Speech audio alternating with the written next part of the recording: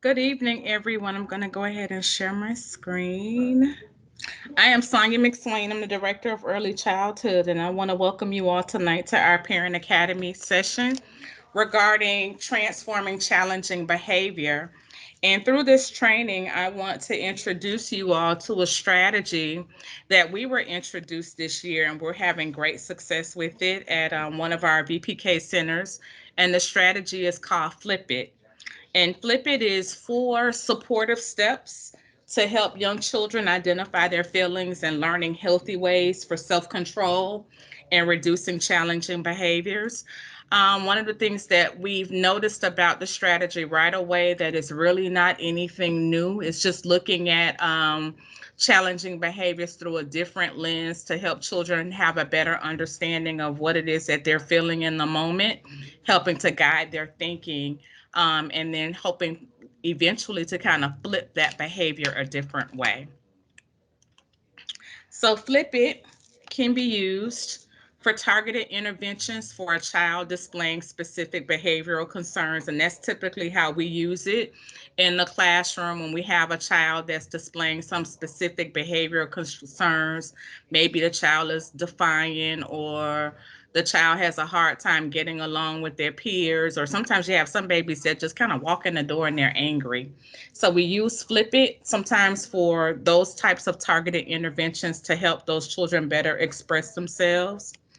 Or we can use it to just address everyday minor challenges and conflicts with one child or with multiple children. You have sometimes in a classroom children that are working with a friend in a play area, and somewhat both of them want the same toy, and then a little minor chaos happens. So we use that strategy, not to just work with children that are having some real challenges with behavior, but even when they have minor challenges as well. We've learned that the strategy works extremely well. So Flip It is a best practice made simple. It is a strength based approach, very common sense. It's effective. It's portable. You can use it not just in a classroom, but you can use it at home. And one of the things that we notice when we work with young children, often we have to work with parents to kind of ensure that the strategies that we're using at home and in the classroom are very similar and the same. So students get used to that consistency. So we want to employ strategies that can be portable so parents and teachers can both use them alike. Flip It is very easy to remember. It's easy to share, and it's applicable in a variety of situations. And again, it's 4 simple steps. So, Flip It is an acronym, and that FLIP stands for feelings, limits, inquiries, and prompts. So, when we talk about feelings with our children, we want to gently talk with kids about their feelings and what they're seeing and hearing as a result of their emotions. So before we jump into Flip It, some of the things that are very key to making this work is relationships, of course. So as parents, you know your relationship with your children are the foundation of everything that they do. And every strategy is only as good as the relationship is built on. So when we think about relationship building with our children when they're very small, we want to ensure that those relationships are always positive, even when they're displaying some challenges and we're in a tough spot. We've worked hard all day, we're a little tired, Johnny's having a temper tantrum. We want to remember that those relationships are really foundational, and every strategy that we use is only going to be as good as the relationship we're building it on. We want to make sure that we honor child-sized problems too. Some of the things that our kids go through we think are very minor, but for our babies, sometimes those little things are big to them, and we want to be able to honor those child-sized problems by showing empathy to them, and having a clear understanding from their point of view what's happening. One of the other prerequisites of Flip It is an understanding of what an ick is. Um, and it can be really seen as the center of what's happening in a kid's life that can be the conduit for some of their behaviors. We have children that are from families where divorce is an issue, or families where they've seen abuse or they've lost a loved one. And those children, our babies, often don't have the strategies or the tools to really express how they're feeling. So they become weighed down by what we call that ick. And it's a negative risk factor in a kid's life that's really affecting them. It can be socioeconomic. Um, when times are full of those icks, we have to have a choice to stay calm and help our babies flip it rather than having them flip out or flip in. And so when children flip out, we definitely know what that is. That's when they externalize their behaviors. They have tantrums, they throw things, they cry, they scream, they hit.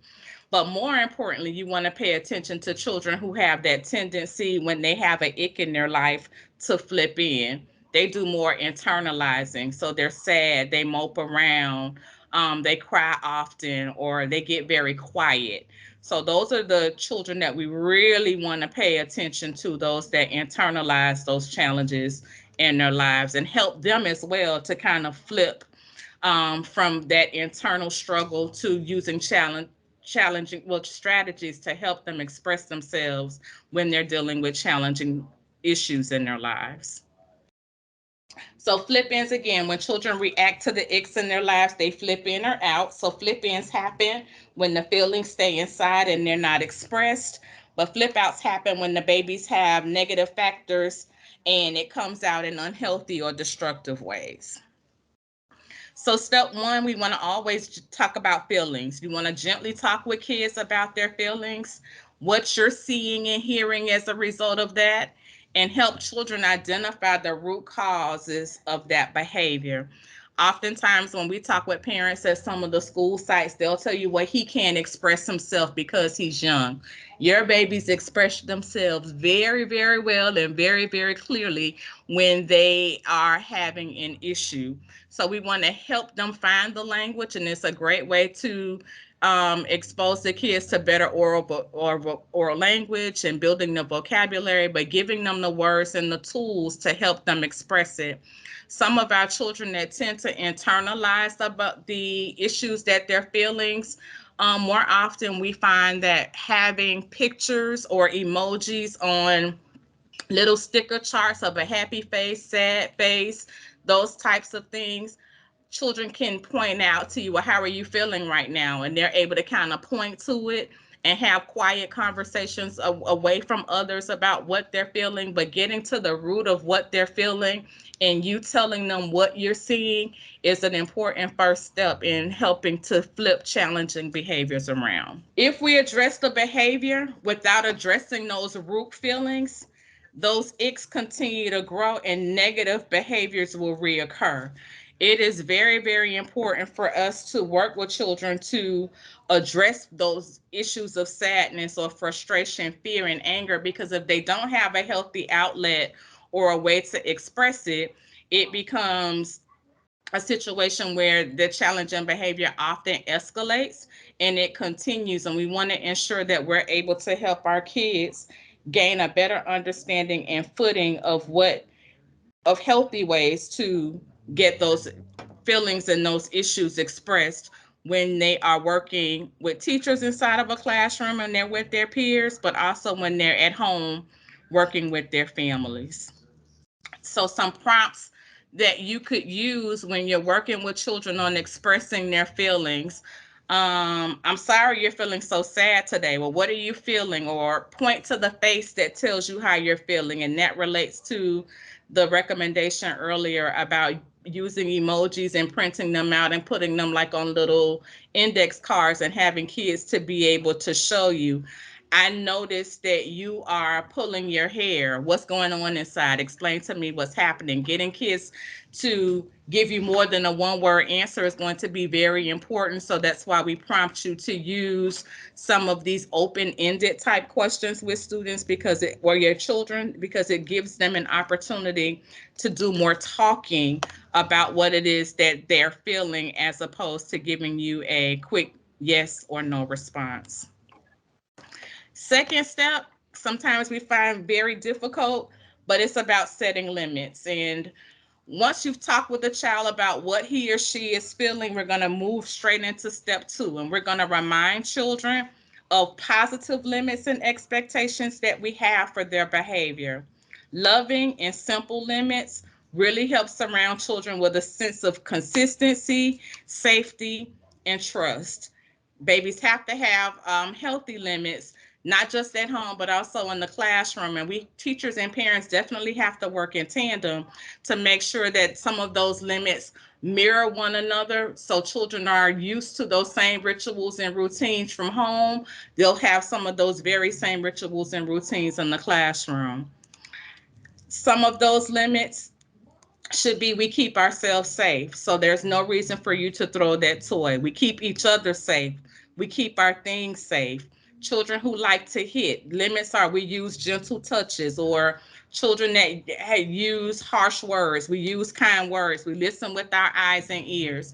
Just constantly reminding children of what those limits are, to ensure that they, one, know that we recognize how they feel when we talk about feelings in step 1, but when they have limits, they understand this is what you can do and this is what you should not do. So having those healthy limits are critically important. We want to make sure that those limits are positively worded, that they're kept simple for students, especially young children. Those directions or limits should really be very short, one sentence type limits for students, because those multi-step or multi-sentences at a young age are very difficult for children to keep up with.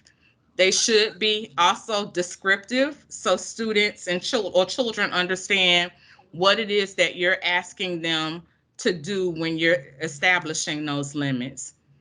And it should be stated without a but, because then but takes away the limit and gives them an option.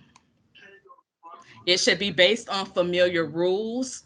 So it shouldn't be some new rule that we've added, but it should be based on the same types of rules that you've established at your home.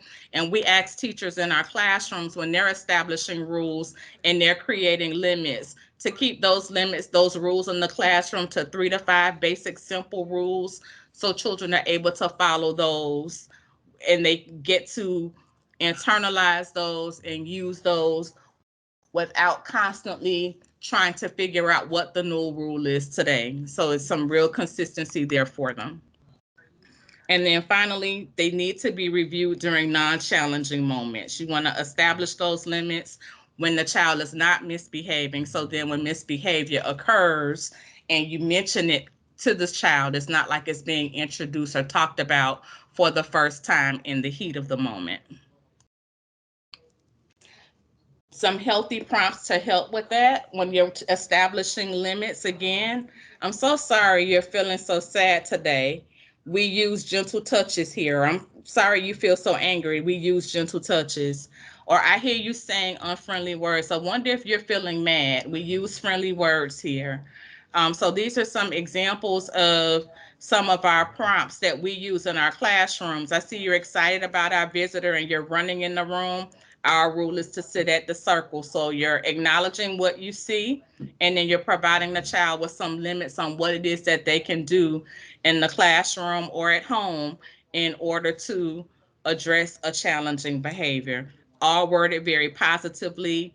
There's no negative connotation to it, so students don't feel like they're on the defense and they have to respond back in a negative way to the prompt being provided.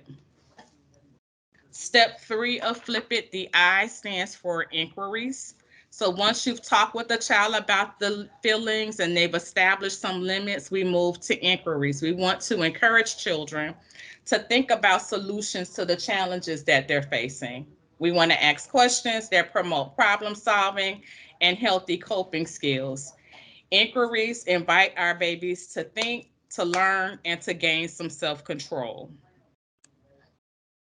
So you let the child know that you believe in him or her, and then you ask the child to take part in finding a healthy solution. So an example of that: child throws a toy, you take the toy. because you're going to set the limit. We don't throw toys here. So you're taking the toy to hold on to it. And then an example of an inquiry was asking the child, what do you think you should do to get that toy back? And that invites the child to think, learn, and then gain some self-control over the behavior. Some examples of that. How do you think we can fix this? Johnny went and pulled his sister's hair at the dinner table and made her cry. We've established a limit that, hey, we don't hit here, we use gentle hands. Well, how do you think you can fix this? And having the child to provide some ways to, one, gain some self-control over the situation, and then to think about what he or she can do to fix the problem that the child is experiencing, or the behavior that the child is experiencing at the moment.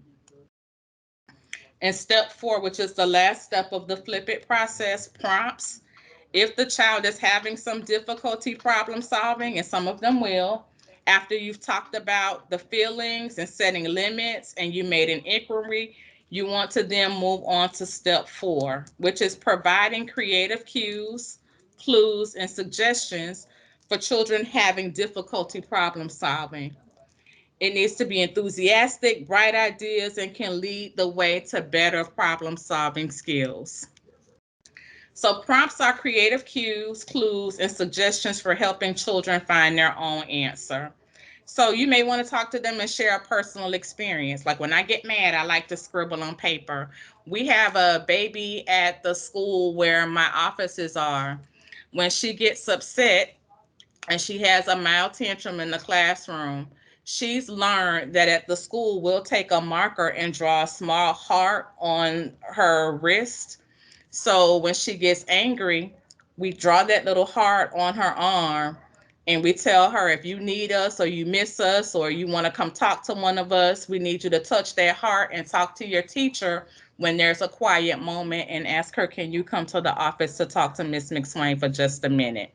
And I told her that that heart reminds me of my mommy when I miss her, because often her tantrums are related to missing her mom. So being able to share some type of brief personal experience with a child, and she'll come up to you sometimes just in the middle of the hallway after lunch. She's ready to go home. She misses her mom. You ask her, do we need to go get a heart really quick? Yes, ma'am. We go draw it really quickly, walk her back into the classroom, and it helps to de-escalate some of that behavior.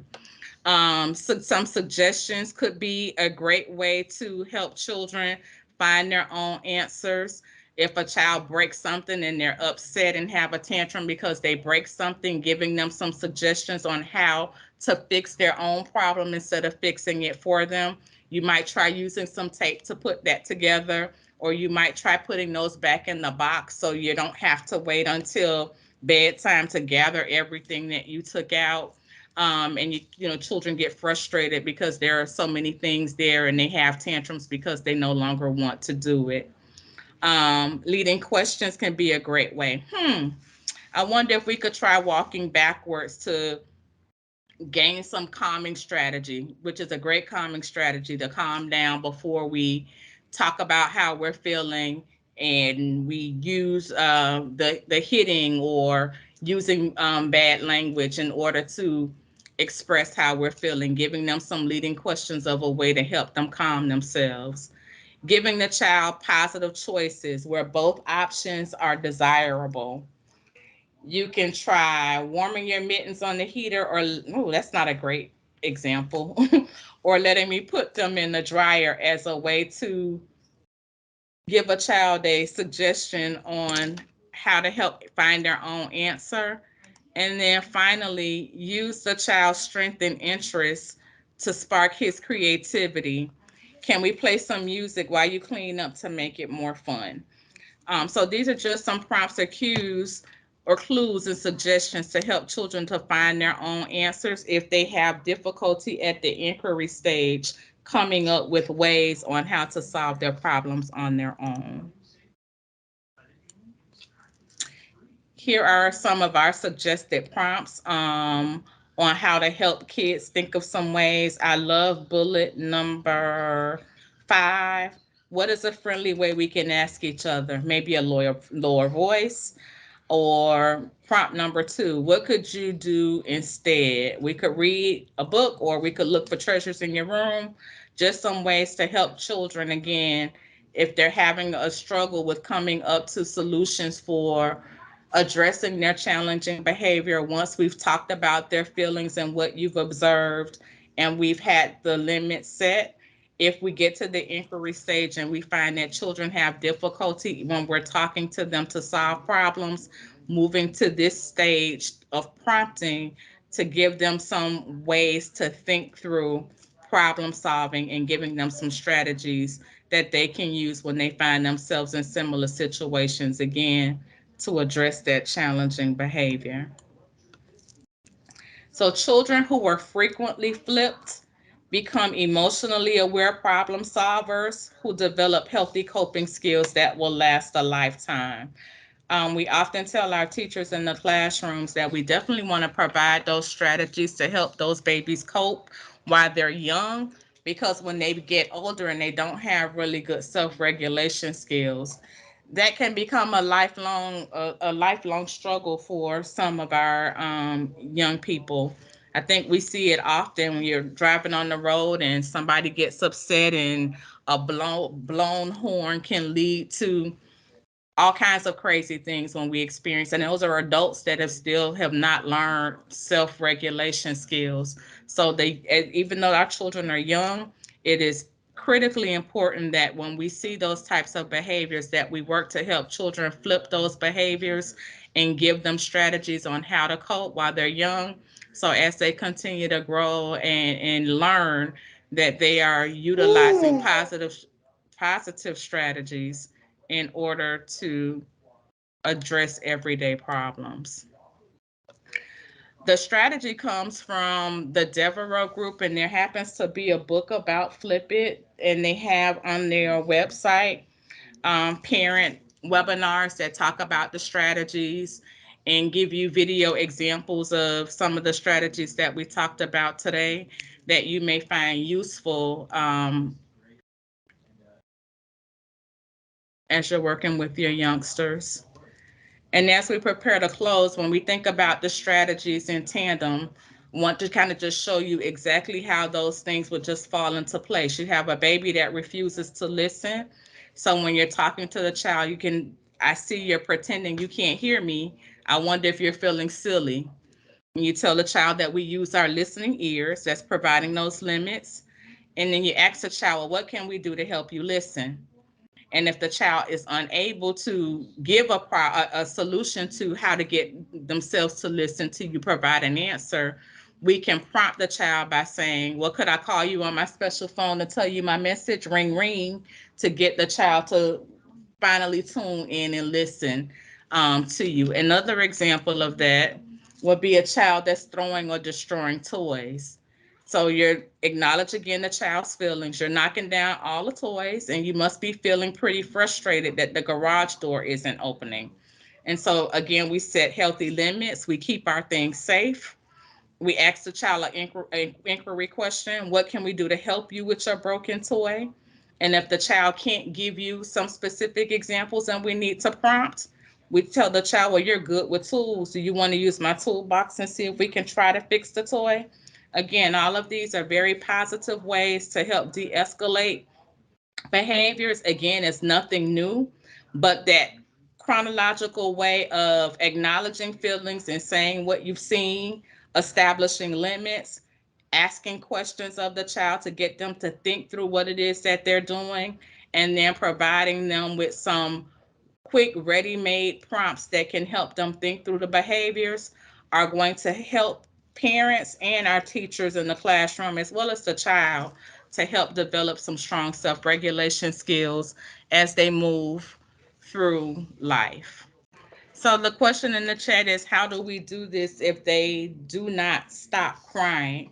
I think when you have a child that deals with issues of continuous crying, is typically a child, when we talked about children that internalize behavior, they are often the ones that you find very difficult for them to express themselves. So they internalize their feelings and have a very difficult time expressing to their parents what it is that they're feeling in the moment.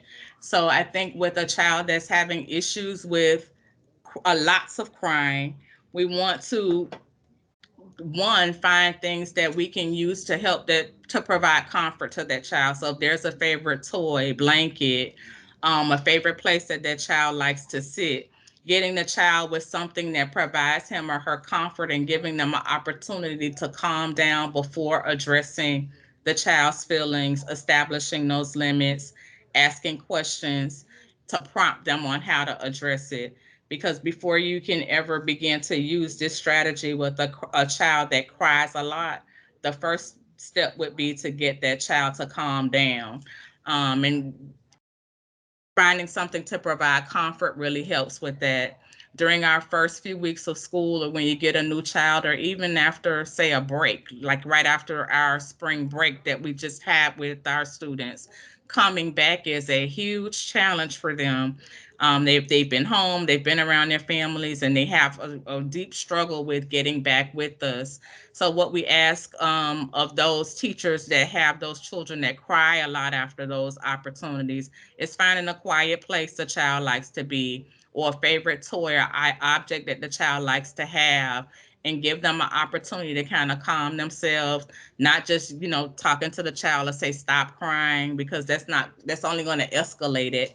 But giving the child a few minutes to kind of calm themselves. And then once they calm themselves, then having the opportunity to begin using that flip it strategy by talking about their feelings, establishing those limits, and then getting the child to kind of problem solve through that. And I think after a few cycles of that with some children, we find that it works well for them. My daughter tends to plug her or cover her ears whenever I try to speak with her, and it's a fairly new habit. And I don't think she's being silly, but I guess I don't know how to correct that behavior. Yeah, I think we actually use one of those as the visual on the PowerPoint, because we see that quite often with our kids in the classroom. When you're talking, they'll cover their ears as if they're not listening. So again, definitely having the talking about what you observe first. So I see that you're not listening and you're covering your ears, and again, reminding the child by setting limits. We use our ears to listen. Well, what is it that we can do to get you to listen to mommy when when I'm talking to you? And if she's not able to provide that type of prompt, then going to that prompting phase with her. um, well, let's use mommy's phone. Let's have a phone conversation, and letting her have the phone, maybe your cell phone, and you use the home phone to have a conversation with her about something that she enjoys, just to kind of constantly reinforce that idea that when mommy talks to you, it's very important for you to listen. So that's how we would kind of use that strategy for dealing with a child that has some issues with listening. Well, thank you all so very much for your time and attention. And if you have any questions moving forward regarding the topic, I'm going to type my email address in the chat section.